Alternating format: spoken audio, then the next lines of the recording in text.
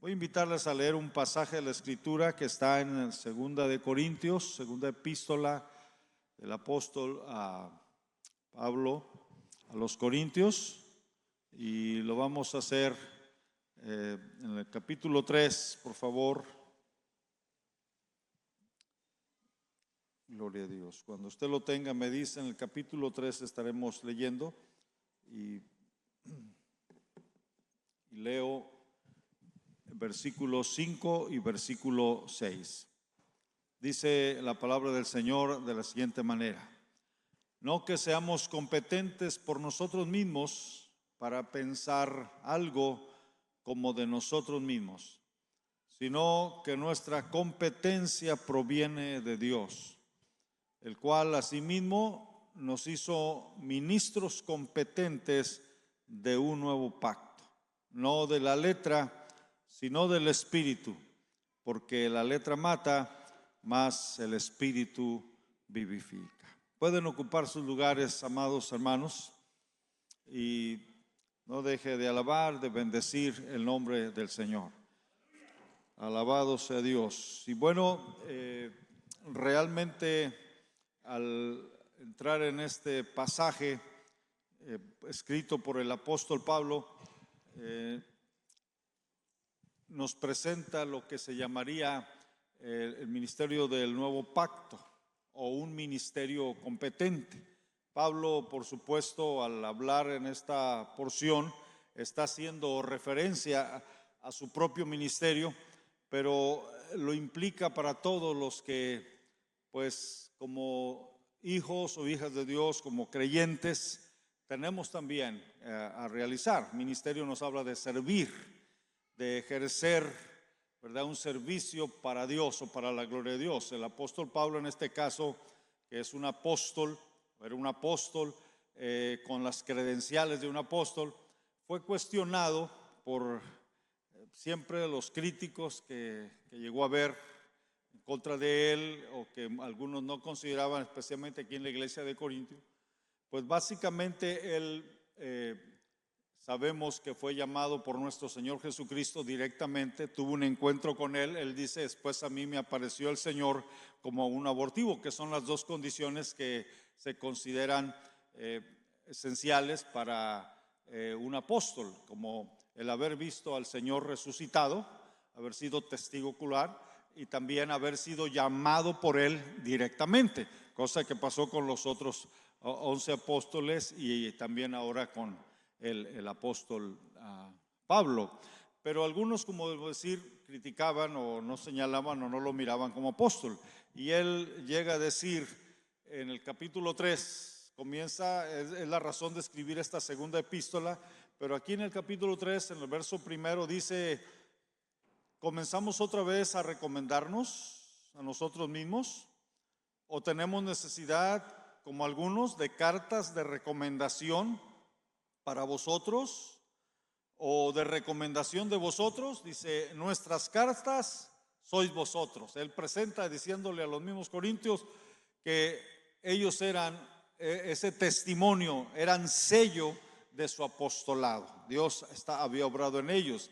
Dice: nuestras cartas sois vosotros, escritas en nuestros corazones, conocidas y leídas por todos los hombres, siendo manifiesto que sois cartas de Cristo, expedida por nosotros, escrita no con tinta, sino con el Espíritu de Dios vivo, no en tablas de piedra, sino en tablas de carne del corazón, y tal confianza tenemos mediante Cristo para con Dios. Y entonces él se llega a señalar, él mismo está proclamando y señalando su ministerio, pero él llega a decir algo muy interesante: no que seamos competentes por nosotros mismos para pensar algo de nosotros mismos, sino que nuestra competencia proviene de Dios, el cual asimismo nos hizo ministros competentes de nuevo pacto, no de la letra, sino del Espíritu, porque la letra mata, mas el Espíritu vivifica. Es entonces que él presenta que es un ministro, pero es un ministro de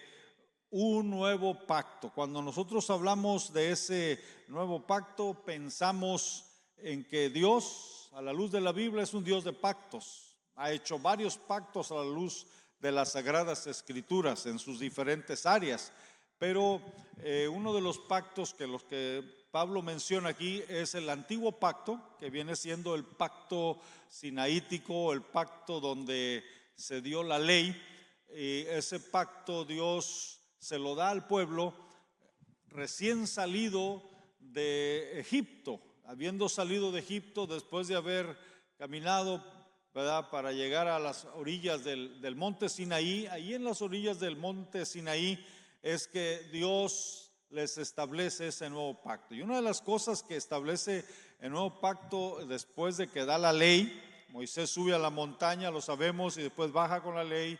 Entonces Dios llega a decir en Éxodo capítulo 19, ahí por los versículos 5, versículo 6, dice: si ahora ustedes oyeren mi voz, entonces seréis mi especial tesoro, y vosotros me seréis un reino de sacerdotes y gente santa. Tres cosas les dice: especial tesoro, reino de sacerdotes y gente santa. Y era estableciendo ese pacto. La razón es como decir: Israel por primera vez estaba constituyéndose como una nación. Era un grupo de esclavos en Egipto, no tenían una identidad, digámoslo así, nacional, aunque eran, claro, lo sabían ellos, descendientes de Abraham, pero mucha de su identidad se había perdido. Pero ahora, en este antiguo pacto de la ley, en ese pacto que Dios está haciendo con ellos, los establece como su pueblo, los establece como una nación, y les dice que si ellos atienden a ese pacto, ellos serán entonces su especial tesoro, y serán un reino de sacerdotes y serán gente santa.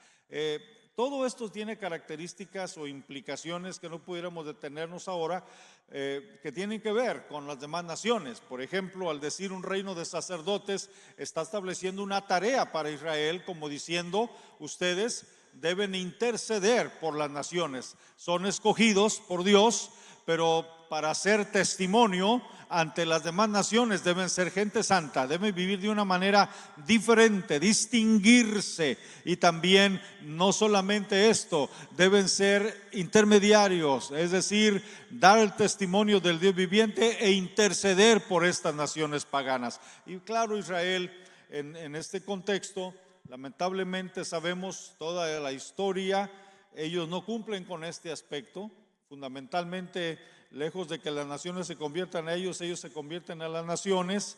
Ellos prácticamente se hacen como las naciones. Ellos llegaron a ver también de una manera despreciativa a las otras naciones, y ellos mismos se volvieron idólatras, quebrantaron este pacto, quebrantaron las leyes de Dios, las pisotearon, se fueron tras otros dioses, se hicieron adoradores de ídolos, y bueno, hicieron todo lo opuesto en relación a esto. Entonces Dios viene y señala lo que Él piensa hacer. Allí en el libro de Ezequiel, si usted ve en el libro de Ezequiel, en el capítulo 36, Dios viene a establecer cómo hacer para que este pueblo que se le ha dado la ley, que se le ha establecido la ley, ¿verdad? Ahora sea un pueblo que viva la palabra de Dios, que viva en el contexto del amor de Dios. Bueno, en el capítulo 36, en el versículo 24, 25, 26 que leo, el 7 dice, el 25 leo: esparciré sobre vosotros agua limpia, y seréis limpiados de todas vuestras inmundicias, y de todos vuestros ídolos os limpiaré, y os daré un corazón nuevo, y pondré espíritu nuevo dentro de vosotros, y quitaré de vuestra carne el corazón de piedra, y os daré un corazón de carne. Pondré dentro de vosotros mi espíritu, y haré que andéis en mis estatutos y guardéis mis preceptos y los pongáis por obra. Esto es lo que se conoce como el nuevo pacto. Y en este nuevo pacto Dios presenta un cambio drástico, totalmente. El pueblo había fallado, el pueblo se había apartado de Dios, pero ahora Dios establece este nuevo pacto. Cuando hablamos de este nuevo pacto, hay una serie de contrastes que Pablo está diciendo. Ahora, si vamos otra vez a 2 de Corintios, en el capítulo 5, el capítulo 3, versículo 5 o el versículo 6, el cual nos hizo ministros competentes de un nuevo pacto. Este nuevo pacto, en contraste con el antiguo pacto, es lo que Pablo hace un contraste. ¿Qué es la diferencia? ¿En qué se distingue? Bueno, el antiguo pacto viene siendo la entrega de la ley, eso que hemos hablado, y que Pablo llega a decir: la letra mata, y se refiere a la ley. La letra aquí es una palabra que se está usando como sinónimo de la ley. Es como si dijera: la ley mata. La ley que Dios estableció y que les dio ahí en el monte Sinaí, no es que la ley fuera mala o que la ley fuera básicamente algo no grato. La ley representa el carácter santo de Dios. Es un reflejo de ese carácter santo de Dios. Pero el problema no estaba en la ley. La ley era perfecta, era buena y era santa. Era perfecta porque es el carácter de Dios. No tiene curvas, no tiene fallas. El problema está en la naturaleza humana. La ley es espiritual, pero nosotros somos carnales. Yo soy carnal, dijo Pablo. No puedo cumplir con la ley de Dios. Sus demandas son muy altas, pero es precisamente que ellos no pudieron cumplir la ley. Y esa es la razón también por la que vino Jesucristo. Entonces la ley mata. Esto quiere decir, al no cumplir la ley hay condenación. Era un mensaje de condenación. El pueblo mismo muchas veces fueron llevados cautivos y todo esto. Pero lo que Pablo destaca como el nuevo pacto, este nuevo pacto entra en vigor con la muerte de Jesucristo. Este nuevo pacto viene a cumplirse realmente con el sacrificio de Jesús, cuando Él muere en la cruz del Calvario. Es muy interesante ver lo que nos dice Hebreos. Si ustedes ven ahí en Hebreos, en el capítulo 9, en el versículo 16 y 17, porque donde no hay testamento, es necesario que intervenga muerte del testador, porque el testamento con la muerte se confirma, pues no es válido entre tanto que el testador vive. Es lo que quiere decir el testamento, el pacto. Para que este testamento entre en vigor, es necesario que muera quien es el testador, el que ha escrito aquel testamento. Y por eso es que Jesús tuvo que morir. Jesús muere para que el nuevo pacto, el nuevo testamento, llegue a ser parte, llegue a ser una realidad para nosotros. Eso es lo que nosotros celebramos, por ejemplo, en la Santa Cena, ¿verdad? Esta es mi sangre del nuevo pacto, derramada por vosotros. En otras palabras, entra en vigor ahí. Hay una ilustración muy llamativa que leí hace muchos años y que nos deja ver la bendición que esto implica. Se habla de un pastor ruso que en su tiempo de queda, en que no deberían salir ciertas horas del día, de la noche ya, entonces la iglesia es clandestina y él va a realizar el culto. Se arriesgaban los cristianos y él va a realizar el culto, y en el trayecto lo detiene un policía, y entonces el policía le dice: usted debe saber que no debe salir a esta hora.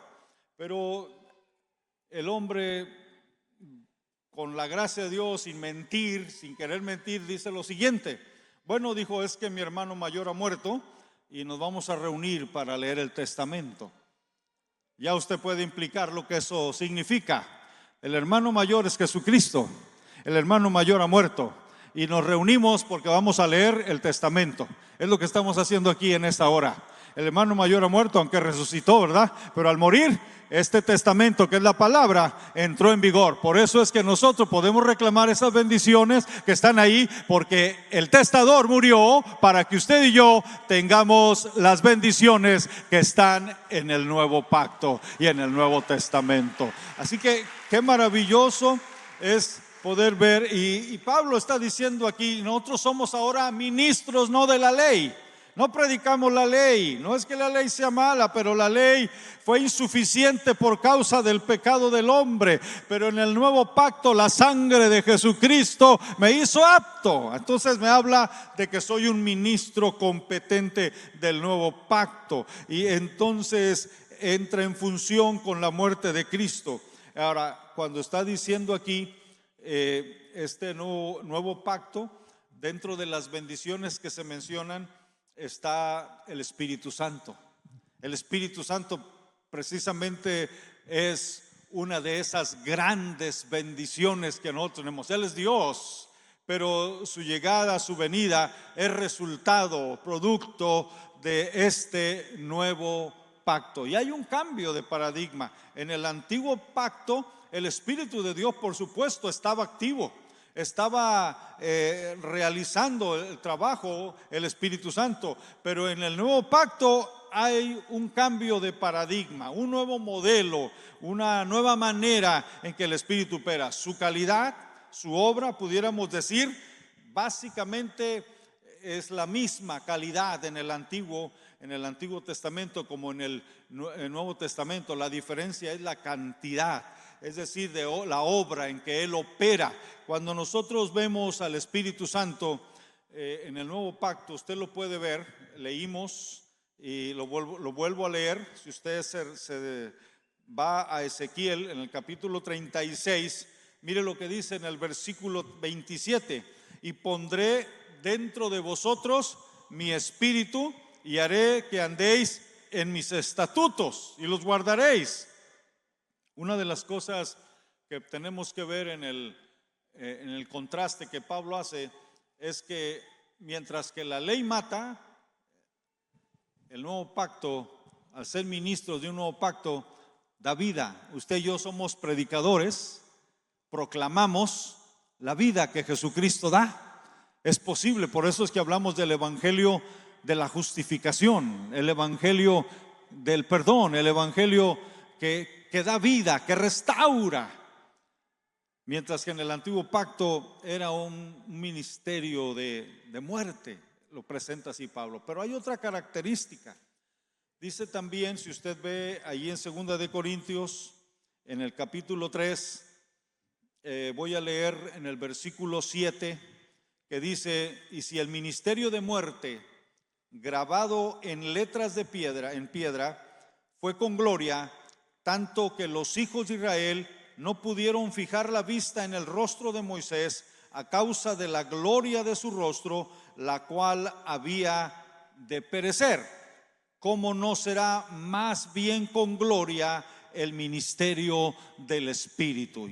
Aquí Pablo hace referencia al Antiguo Testamento cuando se dio aquella ley. ¿Usted recuerda cómo dice que hubo truenos, cómo hubo relámpagos, cómo la gente estaba llena de temor? Porque el hombre no podía ver a Dios, el hombre no podía acercarse a Dios y vivir. Así que Dios es santo, el hombre es pecador. Y todo ese pavor que había, la gente le dice a Moisés: habla tú con Dios, no sea que nosotros muramos y luego tú nos dices, porque había ese temor. Pero cuando se dio aquello, la gloria que se manifiesta es diciendo aquí el rostro de Moisés. ¿Por qué el rostro de Moisés? Porque Moisés había subido a la montaña, estuvo allá 40 días, ahí Dios le dio las 2 tablas de la ley, y también Moisés le pidió, quería ver el rostro de Dios, pero Dios le dijo: no es posible esto, pero haré esto, te voy a poner ahí en una hendidura de la roca, voy a poner mi mano y voy a pasar. Y dice que cuando pasó, dice la escritura que Moisés vio las espaldas de Dios. Esa gloria tremenda, claro, sé que es una manera de expresar, un nombre técnico que se le da es un antropomorfismo, que es que Dios se manifiesta muchas veces con una forma humana, pero no precisamente porque sea así, pero realmente lo que quiere decir, nadie puede describir o ver a Dios, pero Dios le muestra su gloria. Y cuando Moisés baja, ¿qué sucede con los israelitas? Cuando lo ven, ellos retroceden porque no podían resistir el rostro de Moisés, porque irradiaba la gloria, aquel vistazo que tuvo de las espaldas de Dios, esa gloria, fíjese, eso así tan de pasada, él quedó lleno de esa gloria. Y cuando se acerca al pueblo, el pueblo no lo puede resistir y le dice: Moisés, cúbrete el rostro. Era tan brillante así, era la gloria de Dios. Así que el antiguo pacto fue dado en un ambiente de gloria, es lo que está diciendo. Y Moisés tuvo que usar un velo para que entonces poder hablar. Si eso es lo que estamos hablando, de un mortal que tuvo un vistazo de la gloria de Dios y la gente no lo podía resistir, fue decayendo, dice, eso fue decreciendo a un tiempo en que Moisés se tuvo que quitar el velo. Pero lo que Pablo dice, el nuevo pacto es con mayor gloria. Este nuevo pacto tiene mayor gloria. Ahora contemplemos algo. Allá fue Moisés, el mediador del antiguo pacto. ¿Quién cree usted que es el mediador del nuevo pacto? Jesucristo. ¿Y quién es Jesucristo? El Hijo de Dios, el Verbo encarnado. ¿Y saben lo que dice Juan? Y aquel Verbo fue hecho carne, pero más adelante dice: y vimos su gloria. Gloria como del unigénito del Padre, lleno de gracia y de verdad. No era un vistazo, era la gloria misma. El nuevo pacto no es un simple vistazo, es la gloria encarnada en Jesucristo. Este nuevo pacto tiene mayor gloria. Aquel pacto fue un pacto de muerte, este es de vida. Aquel fue hecho con gloria, pero este es con mayor gloria.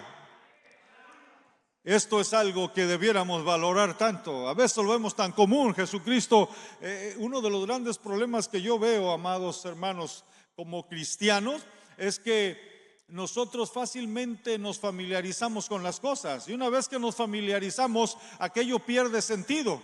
Vaya usted a conocer, por ejemplo, las cataratas del Niágara, nunca las ha visto, pero si usted va y se pasa una semana o quizás un mes por allá, al rato usted puede pasar y ya ni ponerle atención porque ya las conoció. Es decir, como si usted ya las dominara totalmente. O cuando usted conoce algo nuevo, lo primero es impresionante, pero después es algo tan común y corriente, y creemos que Dios es así, hermanos. Pero déjeme decirle que la gloria de Dios ni siquiera hemos conocido un atisbo. Sin embargo, Jesucristo mismo se encarnó y es la gloria misma de Dios. Él es así.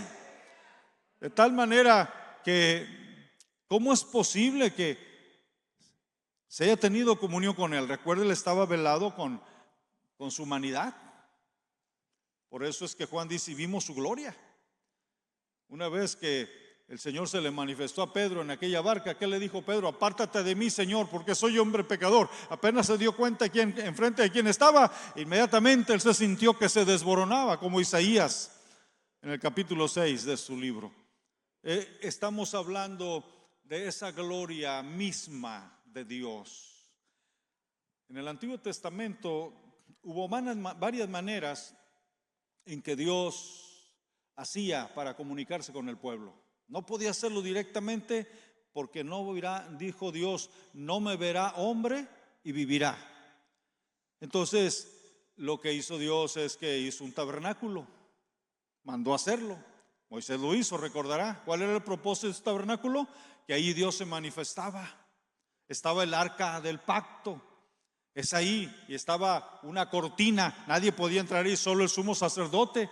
Pero recuerde, todo esto era manifestado porque el hombre no muriera en sí al contemplar la gloria de Dios. Los mismos ángeles, según dice un autor, y la palabra del Señor no lo menciona, pero lo explica Juan Calvino, fue quien originalmente lo comentó.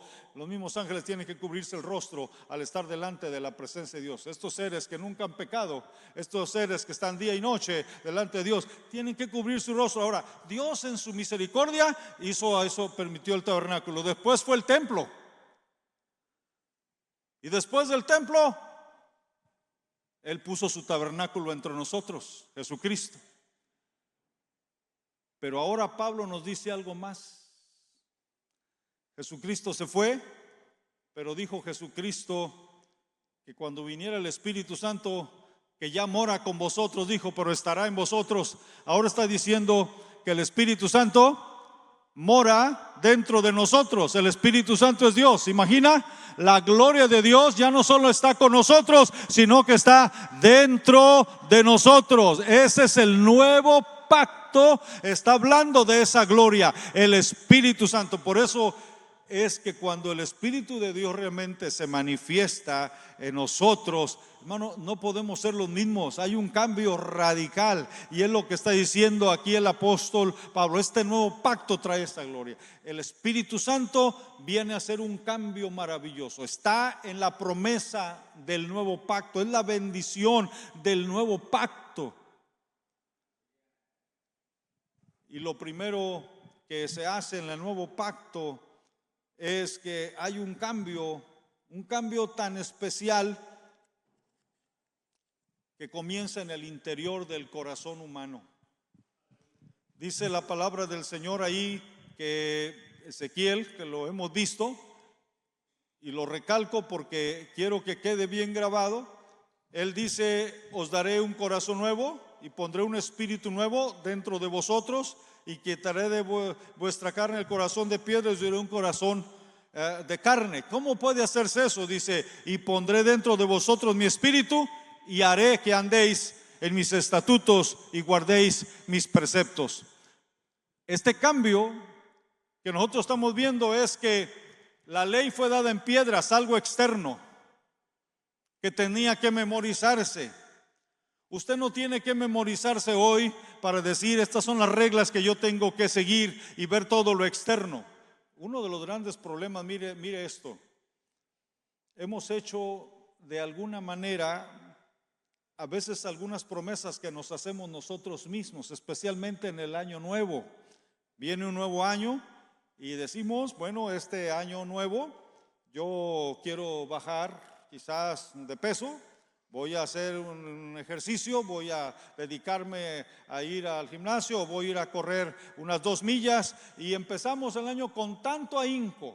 Pero pregúnteme a los 3 meses, pregúntese a los 6 meses, ¿qué sucede? Comenzamos con tanto ahínco. Hay otras disciplinas que queremos hacer y las comenzamos con tanto ahínco, pero después lo abandonamos. No tenemos la fuerza de voluntad, no tenemos realmente la disciplina y la seriedad, y terminamos fallando. Bueno, la ley no se trata de reglas solamente. Pudiéramos anhelar: voy a ser un mejor cristiano, voy a comenzar a orar o a leer la Biblia, y ponemos tantas reglas, y al final terminamos. ¿Cuál fue la última vez, el último día, la última hora que tuvimos esa lectura de la palabra, oración? Lo abandonamos. Pero ahora viene Dios y dice algo interesante: voy a poner mis leyes en su corazón. Es muy diferente que algo esté afuera a que algo venga dentro. El corazón es perverso. Dice: más que todas las cosas, engañoso y perverso, más que todas las cosas, ¿quién lo conocerá? Básicamente, aunque quisiéramos hacer algo bueno, el corazón nos traiciona. Esta carne es débil, pero el nuevo pacto nos da una promesa maravillosa. En este nuevo pacto se promete al Espíritu Santo que vendrá a trabajar en ese corazón perverso, en ese corazón engañoso, una cirugía, una operación, más que eso, una transformación. Arrancaré ese corazón de piedra y voy a poner un corazón de carne, y voy a hacer que andéis en mis leyes. Ahora está en el corazón, ya no es tanto de que yo prácticamente tenga que mirar la lista. Hay un impulso y hay una motivación interior para realizar las cosas. Ese es el cambio que necesitamos. Es lo que está diciendo aquí el pasaje en el nuevo pacto. Ese es el cambio que el Espíritu Santo viene a operar en el corazón de las personas.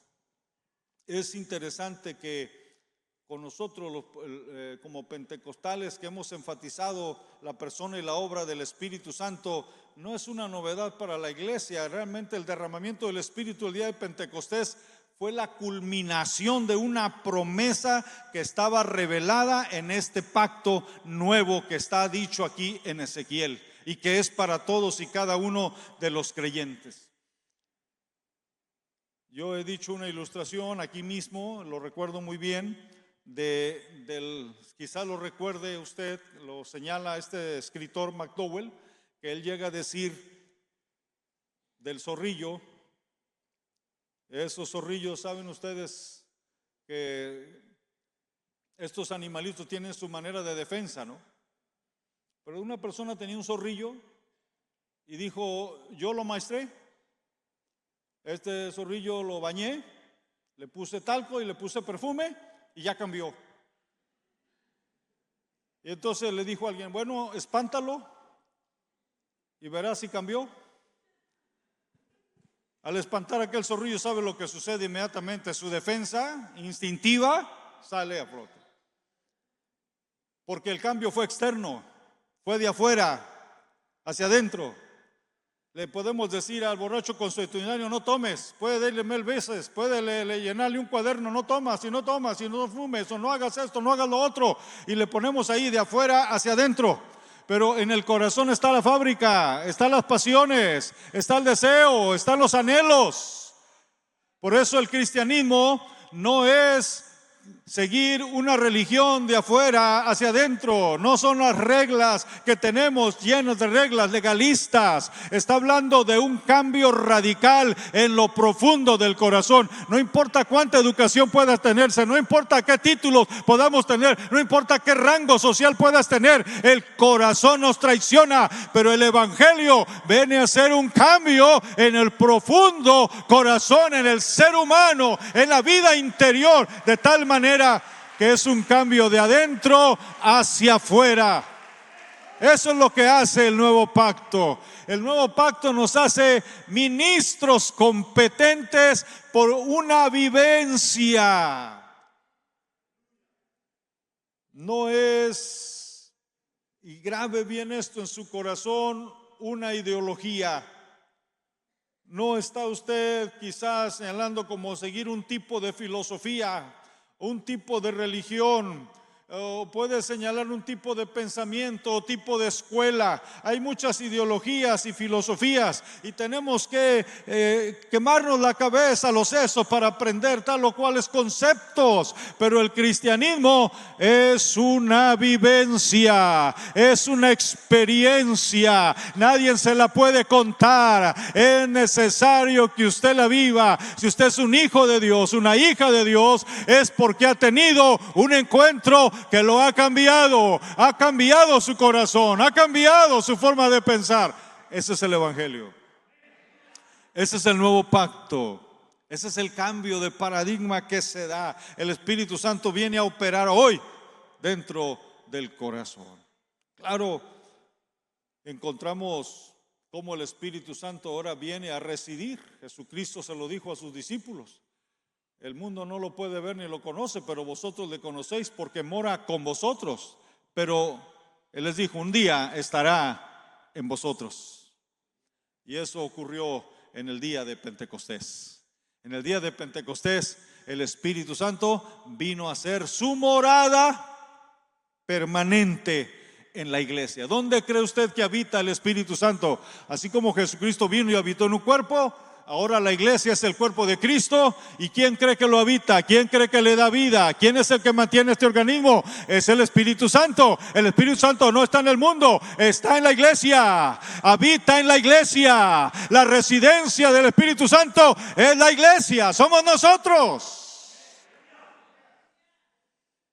Eso es importante verlo. Es precisamente lo que está diciendo en la escritura que les acabo de mencionar. Pedro habla de otra porción del Antiguo Testamento que también habla del Espíritu Santo. Es de Joel. En el capítulo 2 de Hechos, verso 17, Pedro cita a Joel y dice: después de esto derramaré mi espíritu sobre toda carne, y profetizarán vuestros hijos y vuestras hijas.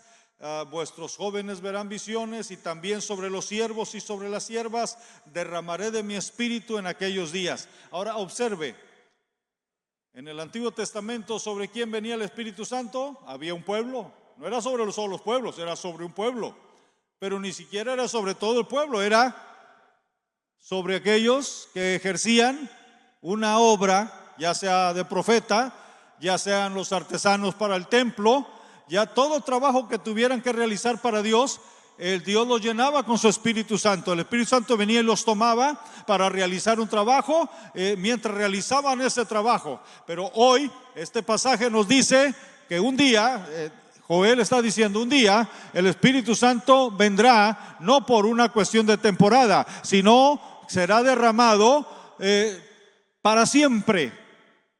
La otra habla de la permanencia, pero la otra cosa no es sobre un solo pueblo, sino de toda nación, pueblo y lengua. Es decir, no solo a los judíos, sino ahora también habla a los gentiles. De los judíos y los gentiles hizo un solo pueblo. Y el Espíritu Santo rompe las barreras raciales, va más allá de cualquier raza, llega a todas las razas. Derramaré de mi Espíritu sobre toda carne. Es importante ver cómo se rompen las barreras raciales, las barreras aún de género. Ya no hay varón ni hembra, ya no hay esclavo ni libre. Las barreras sociales, las barreras raciales, las barreras de género se rompen y el Espíritu Santo invade y dice: sobre mis siervos y sobre mis siervas derramaré de mi Espíritu. Hay una diferencia, claro, en esto. Una diferencia entre estos dos pasajes de Joel y el de Ezequiel, que menciona el nuevo pacto, y es que en el libro de Ezequiel hace alusión básicamente a la obra espiritual en el corazón del creyente. Lo primero es esa regeneración. Jesús le llamó nuevo nacimiento. La obra de Ezequiel que menciona en el capítulo 36 que dimos lectura, el Señor le llamó, en Juan se le llama, es necesario nacer de agua y del Espíritu. Se lo dijo a Nicodemo, es necesario nacer de nuevo. Que él no lo entendió y que lamentablemente eso todavía muchos no lo hemos llegado a entender. Tenemos religión, tenemos básicamente quizás reglas y a veces nos basamos en esto. Pero recuerde esto: el cristianismo no se puede vivir por tener ciertas reglas o por tener una religión. El cristianismo tiene que ser una experiencia, un cambio radical en lo profundo, en el ser del interno de cada persona. Esto es lo que tiene que suceder, más allá de tener todos los conceptos y preceptos que se puedan tener. Un cambio, una vivencia, una experiencia genuina con el Señor, haberlo experimentado. Y eso es posible. Por eso es que se genera, y es lo que llamamos nuevo nacimiento. De modo que si alguno está en Cristo, nueva criatura, es decir, nació de nuevo.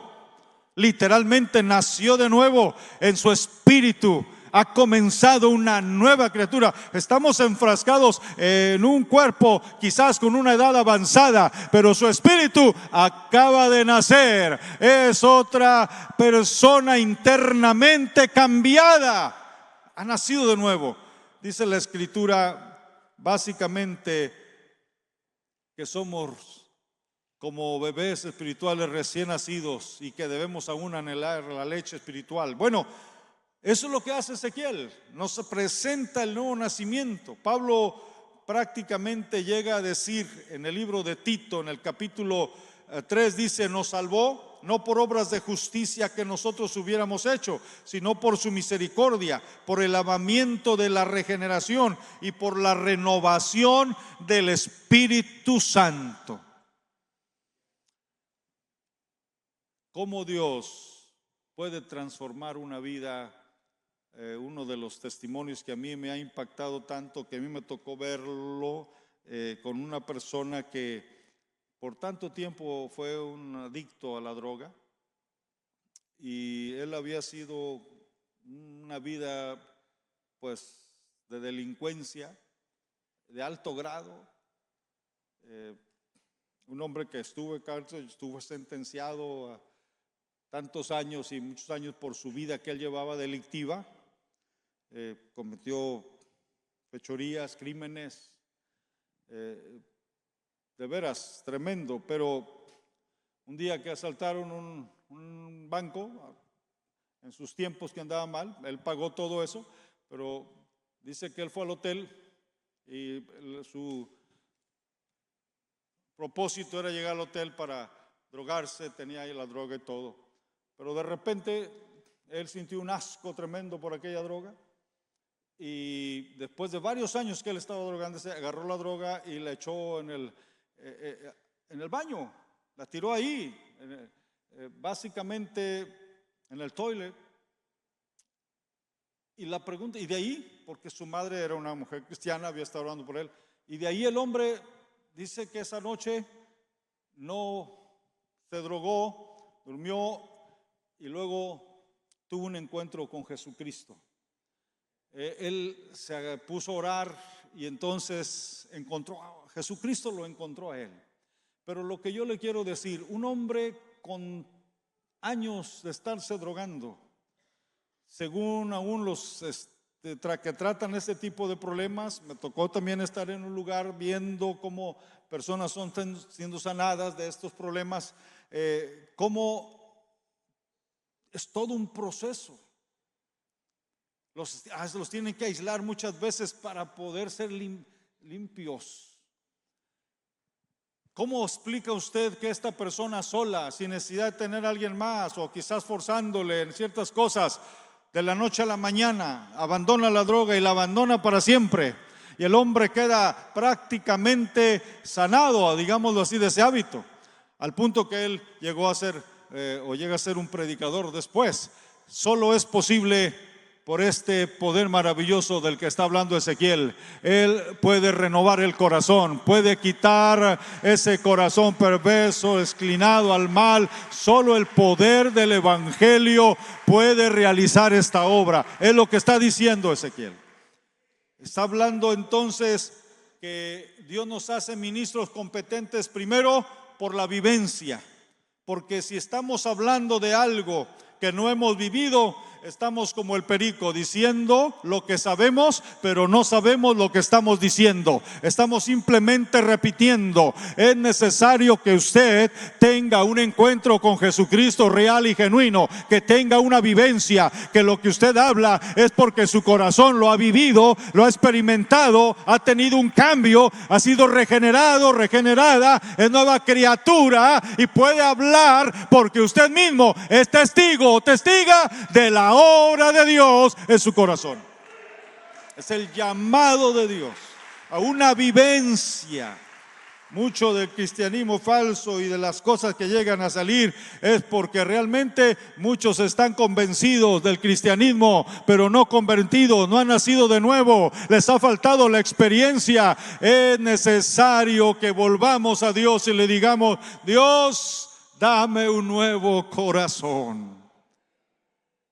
Es lo que Ezequiel menciona. Pero en el libro de Joel habla de la obra del Espíritu Santo, pero es realmente diferente, de una manera considerable de Ezequiel.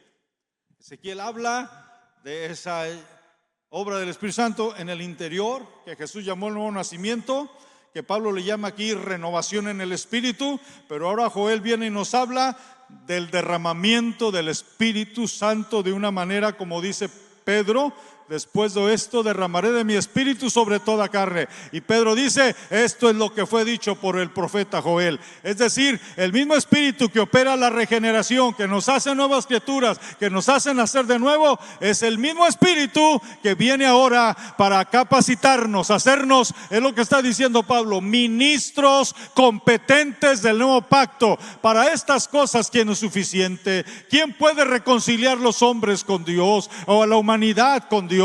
¿Quién puede realmente llevar a hacer que una persona sea cambiada? ¿Quién es suficiente? Él dijo: nuestra competencia no viene de nosotros mismos, sino que viene de Dios, el cual nos hace ministros competentes de un nuevo pacto, no de la letra, sino del Espíritu, que da vida y que cambia No nos avergonzamos de este evangelio, porque este evangelio tiene poder de Dios. Es poder de Dios. No lo tiene, es poder de Dios para cambiar las vidas. Y usted es ministro competente de esto. Termino ya acercándome al final. Es que esta obra del Espíritu Santo, del nuevo pacto, las bendiciones del nuevo pacto que el Espíritu Santo es que no solamente trae un cambio de paradigma en cuanto a la obra del Espíritu Santo, porque ahora el Espíritu Santo viene no para estar con, sino en nosotros. Somos templo, somos morada del Espíritu Santo.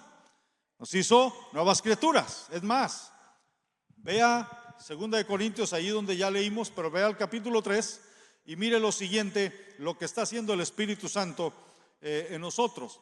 Dice en el versículo 17 del capítulo 3: porque el Señor es el Espíritu, y donde está el Espíritu del Señor, ahí hay libertad.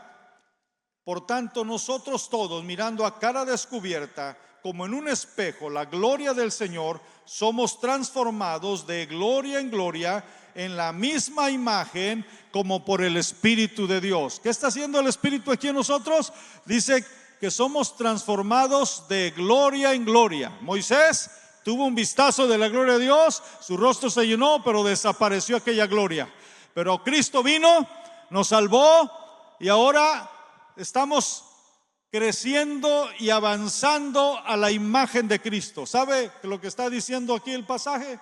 Que la tarea del Espíritu Santo es agarrar a cada convertido, a cada converso, y transformarlo hasta que llegue a la imagen del varón perfecto, que es Cristo Jesús. Esa es la tarea, esa es nuestra meta de vida. No se logra de la noche a la mañana, ni en 15 años, ni en 20. Es toda la vida. Estamos avanzando a la imagen del varón perfecto. Usted ha visto esos grandes escultores, ha visto las obras de ellos. Vea el Miguel Ángel, vea usted el David de Miguel Ángel, ¿verdad? Vea las obras que el David, varios esculturas que hizo este hombre Miguel Ángel, y que es una belleza, porque agarran un pedazo de piedra, agarran un pedazo de mármol y empiezan a trabajar de una manera asombrosa, expertos, grandes artistas, y terminan haciendo ahí aquella gran figura. Yo le llamo al Espíritu Santo el escultor de la deidad, porque toma una vida deshecha, una vida que quizás la sociedad ya no da un centavo por ella, una vida rota, una vida quebrada, una vida inservible, y la toma el Espíritu Santo, la transforma y empieza a cincelar en ella la imagen del Rey de Reyes y Señor de Señores, la imagen de Cristo Jesús. Es lo que está haciendo en nosotros. Es la obra que el Espíritu Santo está haciendo en nosotros.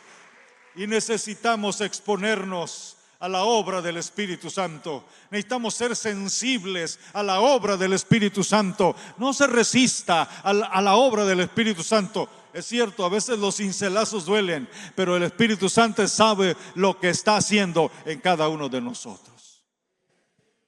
Esto, por supuesto, nos da un cambio